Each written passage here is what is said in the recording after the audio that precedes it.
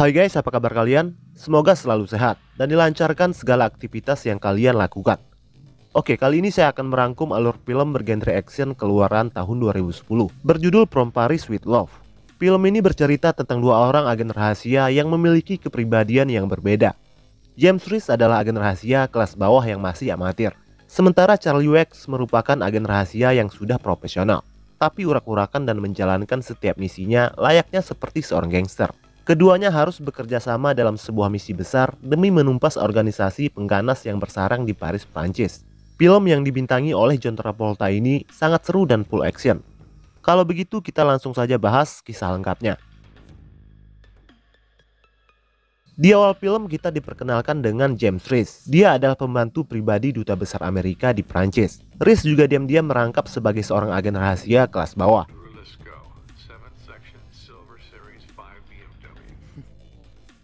Tak lama dia mendapat tugas untuk mengganti plat sebuah mobil. Seperti biasa, Reese melakukan tugasnya itu dengan sangat rapi dan sepenuh hati. Setelah tugasnya itu selesai, tak lama mobil tersebut dibawa oleh 3 orang pria. Tidak dijelaskan siapa mereka.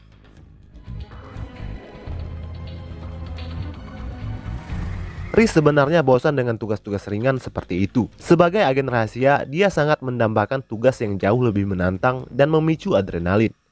Lalu dia kembali ke apartemennya. Tak lama dia mendapat telepon dari bos CIA-nya. Bosnya itu bilang kepada Reese kalau tidak lama lagi dia akan mendapat tugas yang penting.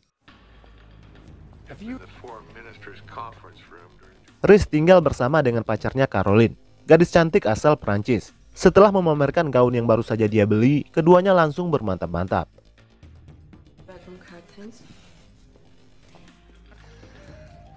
Keesokan harinya Reese mendapat tugas ringan berikutnya. Memasang sebuah chip di dalam ruangan pertemuan Menteri Luar Negeri dan Dubes. Meski sempat beberapa kali gagal, chip itu akhirnya terpasang dengan sempurna.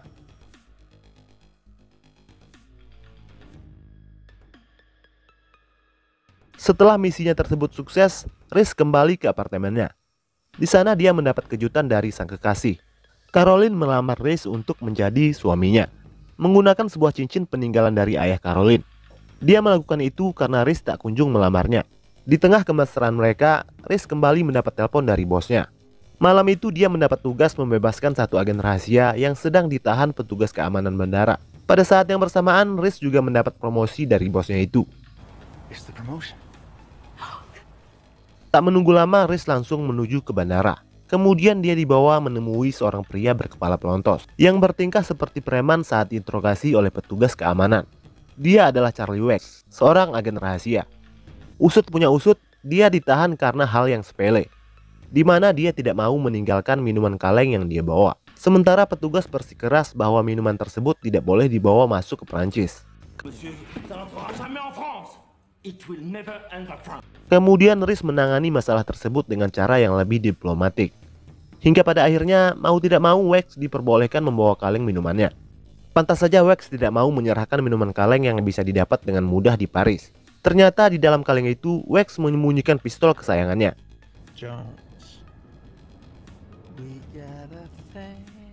Kemudian mereka singgah di sebuah restoran Cina. Di tengah menikmati makanan, tiba-tiba Wex menodongkan pistol ke arah si pelayan. Situasi berubah kacau. Aksi tembak-tembakan pun terjadi.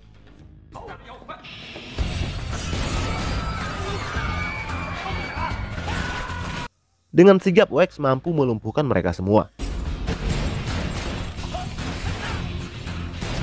Sementara Reese masih syok dan bingung dengan apa yang terjadi. Lalu Wex menembak siling restoran itu. Seketika terjadilah hujan kokain. Sebelum meninggalkan restoran itu, Wex meminta pelayan untuk menyampaikan pesannya kepada bosnya. Kemudian mereka menunggu di mobil. Tak lama pelayan itu keluar dari restoran tersebut. Kemudian mereka mengikutinya. Di dalam mobil itu Reese bertanya perihal misi Wex ini. Karena sebagai partner dia berhak tahu. Wex masih tidak memberitahu tentang misinya kepada Reese secara terperinci. Dia cuma menceritakan perihal keponakan Menteri Luar Negeri yang tewas karena overdosis kokain yang didapat dari restoran Cina itu. Pelayan itu telah sampai ke restoran Cina yang lain. Kemudian Wex turun dan mengambil perlengkapan senjata yang ada di bagasi mobil Reese. Tak lama mereka dihadang oleh sekumpulan orang yang berjaga di tempat itu. Lalu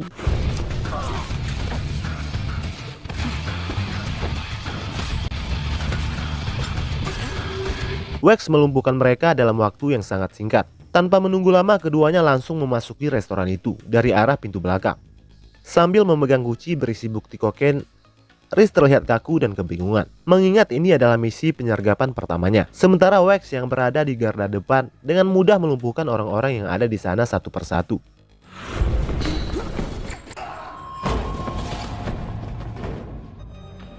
Setelah itu dia mengancam pemilik restoran yang sedang menyaksikan sebuah pertunjukan tarian. Dibantu terjemahan bahasa dari Riz, Wax meminta alamat semua jaringan pemasok narkoba itu, dari pengedar hingga germo. Setelah mendapatkan alamatnya, keduanya bergegas meninggalkan tempat itu. Pada saat yang bersamaan, mereka diburu oleh sekumpulan orang bersenjata. Sama seperti sebelumnya, Wax dengan sigap menyerang mereka semua.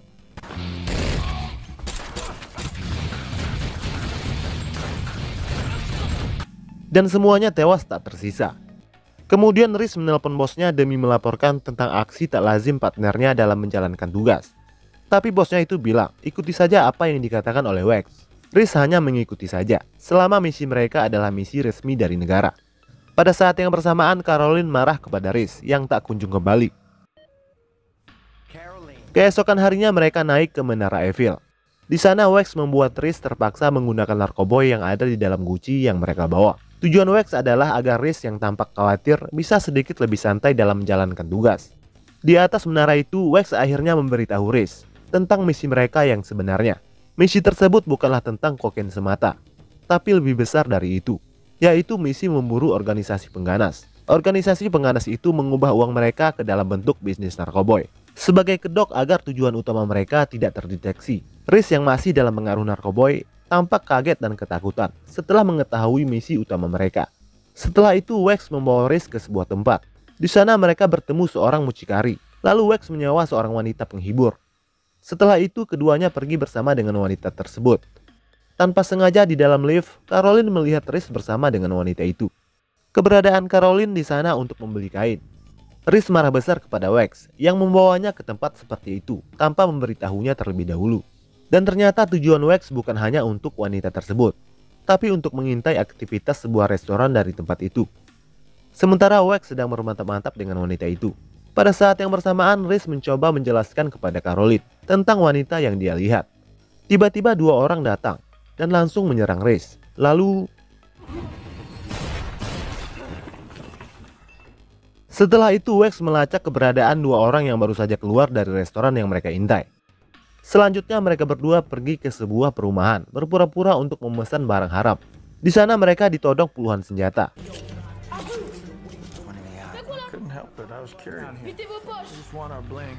Setelah barang itu ada di tangannya, Wax langsung mengancam si pengedar. Sementara yang lain kabur karena ketakutan. Setelah Riz memecahkan bukti kunci berisi bukti kokain itu. Riz yang masih kesal merampas kembali cincin miliknya. Setelah itu keduanya memaksa si pengedar membawa mereka ke tempat seorang pria bernama Rashid yang dicurigai sebagai ketua pengganas. Tapi yang ada di sana hanyalah seorang pria tua. Melalui pantulan sebuah cermin, Riz melihat aktivitas mencurigakan dari ruangan bawah. Kemudian dia masuk ke ruangan itu melalui jendela dan langsung menembak orang-orang yang ada di sana.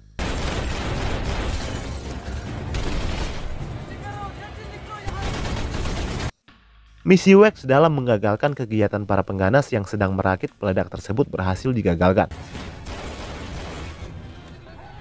Sementara tiga orang lainnya mencoba kabur, membawa tas berisi peledak yang sudah siap dirakit. Kemudian Wax menjatuhkan peledak ke atas mobil tiga orang itu. Setelah itu Wax mengambil dokumen penting milik pengganas itu. Dokumen yang akan mengarahkan mereka ke organisasi yang jauh lebih besar. Sementara Riz yang masih shock dengan apa yang terjadi, kembali dikejutkan dengan penemuan foto-foto dirinya yang terpajang di sana. Selama ini kegiatannya di kedutaan sudah dipantau sejak lama. Riz bingung kenapa dirinya bisa jadi target para pengganas tersebut. Saat berniat untuk meninggalkan tempat itu, tiba-tiba polisi datang. Riz mencoba menghalangi polisi untuk tidak masuk. Wax berhasil menghalangi Riz mendekati pintu itu. Tapi para polisi Prancis itu tewas akibat ledakan dari pintu tersebut.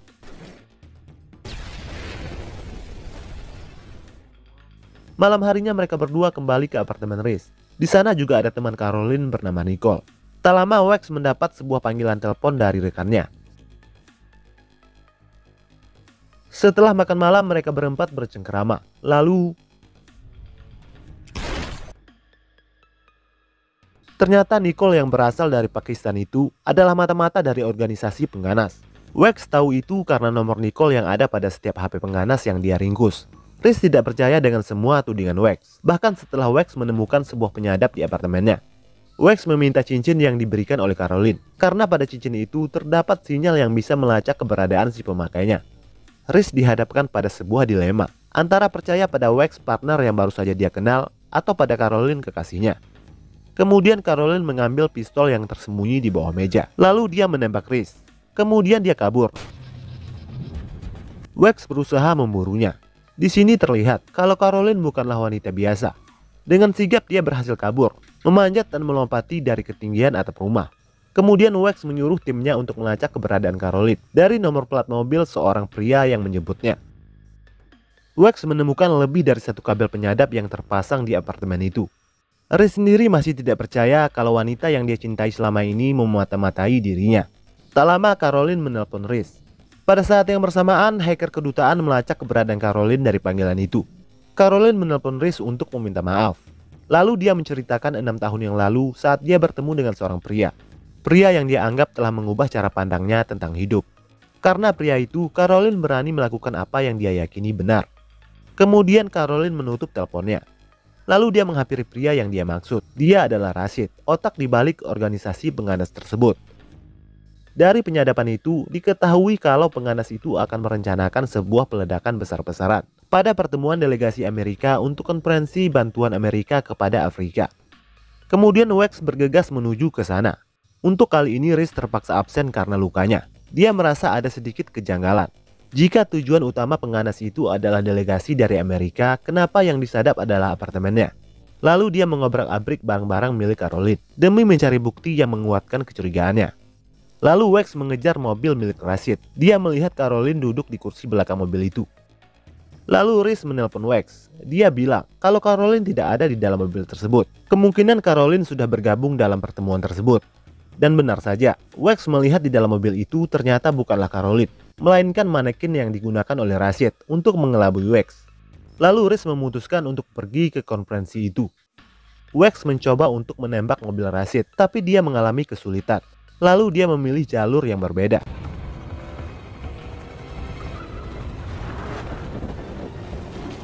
Dari atas jembatan jalan raya, Wax mencoba membidik mobil Rashid. Sementara Rashid bersiap-siap untuk menabrak dan meledakkan mobil pejabat Amerika yang ada di depannya. Tapi belum sempat itu terjadi, Wax lebih dulu meledakkan mobil Rashid.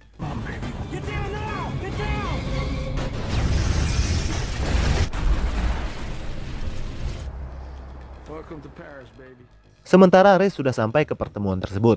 Dia berhasil masuk, meski sempat mengalami sedikit kesulitan. Riz mencoba memperingatkan Dubes akan upaya peledakan tersebut. Dubes mengatakan kalau dia tidak bisa menutup pertemuan itu, hanya berdasarkan asumsi tidak jelas dari Riz. Pada akhirnya Riz berhasil meyakinkan Dubes.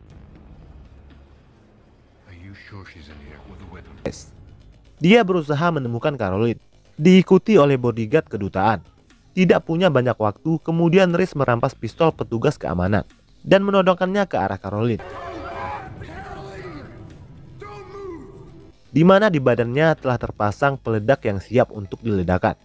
Riz mencoba meyakinkan Caroline untuk membatalkan niatnya itu, tapi usahanya tersebut gagal karena Caroline sudah terlanjur tercuci otaknya. Saat berusaha menekan tombol peledak itu, Riz secara terpaksa membunuh wanita yang sangat dia cintai.